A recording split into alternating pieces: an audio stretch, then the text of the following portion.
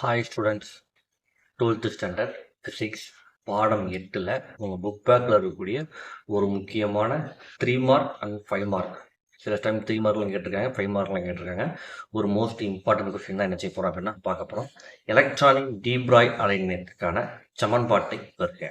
சரிங்களா, ரொம்ப சிம்பிளான ஒரு கொஸ்டின். ஆல்ரெடி நம்ம சேனலில் 8th ஸ்டாண்டர்டுக்கு உண்டான ஒவ்வொரு இம்பார்ட்டன்ட் கொஸ்டின்ஸாக அப்லோட் பண்ணிகிட்ருக்கோம். அதை பார்க்கணும்னு நினச்சிங்க அப்படின்னா இந்த வீடியோவோட டிஸ்கிரிப்ஷன் பாக்ஸில் லிங்க் இருக்குது. வேறு எந்த பாடத்துக்கு எந்த கொஸ்டின் வேணும் அப்படிங்கிறத நீங்கள் பாடம் வித் கொஸ்டின் நம்பரோட கமெண்ட் பண்ணுங்கள். கட்டாயமாக நான் உங்களுக்கு அந்த கொஸ்டின்ஸ் என்ன செய்யறேன் அப்படின்னா அப்லோட் பண்ணுறேன். வாங்க இப்போ நம்ம வீடியோக்குள்ளே போகலாம். எம் நிறை கொண்ட ஒரு எலக்ட்ரான் வி மின்னழுத்த வேறுபாட்டால் முடுக்கப்படுகிறது. அதாவது ஒரு பொருள் இருக்குது, அந்த பொருளோட நிறை என்னது அப்படின்னா எம்.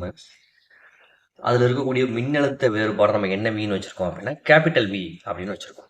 சரிங்களா, இப்போ அந்த எலக்ட்ரான் பெறுகின்ற இயக்க ஆற்றலுக்கு உண்டான ஃபார்முலாவை நம்ம என்ன செய்ய போகிறோம் அப்படின்னா இதில் அப்ளை பண்ண போகிறோம். ஸோ ஃபார்முலா என்னன்னு பார்த்தீங்க அப்படின்னா 1/2 mv² = EV. இந்த இடத்துல இருக்கக்கூடிய ஸ்மால் வி அப்படிங்கிறது எதை குறிக்குதுன்னு பார்த்தீங்க அப்படின்னா திசை வேகத்தை குறிக்குது. இங்கே இருக்கக்கூடிய கேபிட்டல் வி அப்படிங்கிறது எதை குறிக்குதுன்னு பார்த்தீங்க அப்படின்னா மின்னழுத்த வேறுபாட்டை குறிக்கிறது. இதை நீங்கள் ஞாபகத்தில் வச்சுக்கோங்க. சரிங்களா, அப்போ இங்கே இருக்கக்கூடிய இந்த 1/2 ஈக்குவல்ட்டுக்கு இந்த பக்கம் போகும்போது கீழே உள்ள 2 இங்கே எங்கே வந்துடும் அப்படின்னா மேலே வந்துடும். சரிங்களா, நமக்கு என்ன கண்டுபிடிக்க போகிறோம் அப்படின்னா ஸ்மால் வி தான் நம்ம என்ன செய்ய போகிறோம் அப்படின்னா நம்ம கண்டுபிடிக்க போகிறோம். அதனால் இங்கே இருக்கக்கூடிய எம் பெருக்கலாக இருக்கிறது ஈக்குவல்ட்டுக்கு இந்த பக்கமாக வரும்போது எதாக மாறும் அப்படின்னா வகுத்தலாக என்ன செய்யும் அப்படின்னா மாறும். ஸோ அதான் என்ன போட்டிருக்கோம் அப்படின்னா பை எம் அப்படின்னு நீங்கள் போட்டிருக்கோம். சரிங்களா, இங்கே வி ஸ்கொயர்டு இருக்கா, இந்த ஸ்கொயர்டு இந்த பக்கம் போகும்போது நமக்கு எதாக மாறும் அப்படின்னா ரூட்டாக மாறும். ஸோ நமக்கு என்ன கிடச்சிருக்கு அப்படின்னா √2 EV/mன்னு கிடச்சிருக்கு.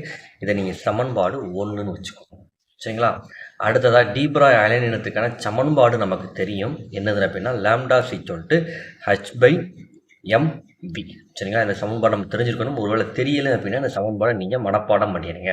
சரிங்களா, λ h/mv. இப்போ நம்ம எதுக்கு மதிப்பு கண்டுபிடிச்சிருக்கோம்?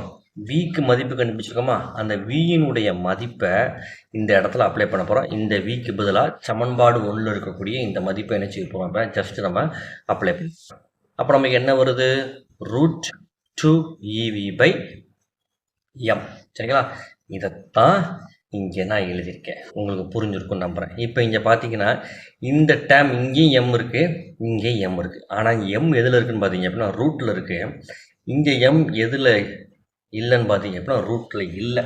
சரிங்களா, அப்போ ரூட்டில் இல்லாத எம்மை ரூட் வச்சு எழுதுனா எப்படிப்பா எழுதலாம்? நம்ம √m × √m.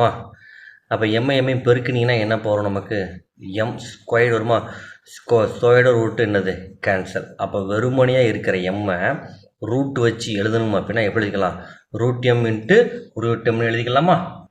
அந்த ஸ்டெப்பை தான் இங்கே வெறும் எம்முக்கு பதிலாக என்ன போட்டிருக்கோம் அப்படின்னா √m × √m. இங்கே மொத்தமாக ரூட் இருக்குது பார்த்தீங்களா, மேலே உள்ளதுக்கும் கீழே உள்ளதுக்கும் சேர்த்து ரூட் இருக்குது.